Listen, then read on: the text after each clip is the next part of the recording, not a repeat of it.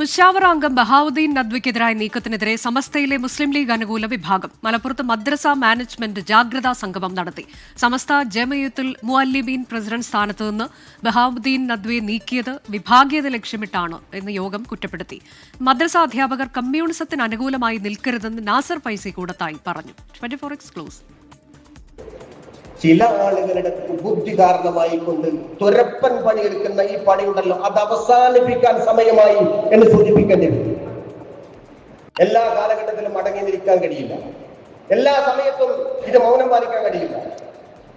നിങ്ങളിൽ ചില ആളുകൾ കാട്ടിക്കൂട്ടുന്ന വികൃതികൾ, നിങ്ങളുടെ ചില സ്വന്തമായി ചില അജണ്ടകൾ നടപ്പാക്കുന്നത്, അതിന് ഏതറ്റം വരെ ക്ഷമിക്കേണ്ടി വന്നാലും ക്ഷമിക്കാൻ മാനേജ്മെന്റ് തയ്യാറായി നിൽക്കുമ്പോ അതിനപ്പുറത്തേക്ക് വീണ്ടും നിങ്ങൾ ഈ രീതിയിലേക്ക് പ്രവർത്തിക്കുകയാണെങ്കിൽ അത് ഇടപെടേണ്ട സമയത്ത് ഇടപെടാറായിട്ടുണ്ട് എന്ന് മാത്രമാണ് ഈ സദസ്സ് നിങ്ങളോട് പറയുന്നത്.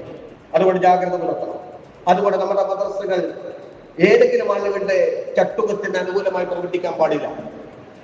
നമ്മുടെ മക്കൾക്ക് ഇൽമ പഠിപ്പിക്കപ്പെടുന്ന ഉസ്താദുമാർ, ആ ഉസ്താദുമാർ നാട്ടിന്റെ നന്മയ്ക്ക് വേണ്ടിയുള്ളവരാവണം.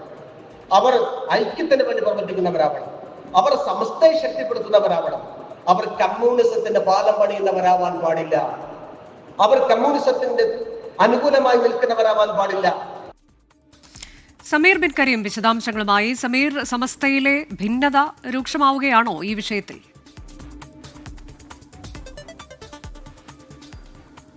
അനുജ, സമസ്തയിലെ ഭിന്നത ഒരു ഇടവേളയ്ക്ക് ശേഷം വീണ്ടും രൂക്ഷമാകുന്നു എന്നുള്ളതാണ്.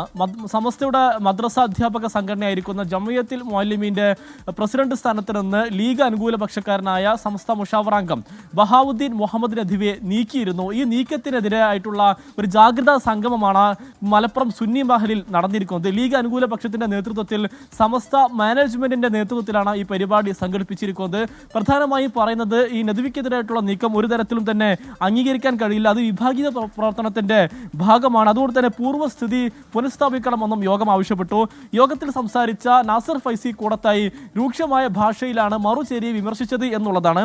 ചില ആളുകൾ തൊരപ്പൻ പണി അവസാനിപ്പിക്കണമെന്ന് നാസർ ഫൈസി പറഞ്ഞു.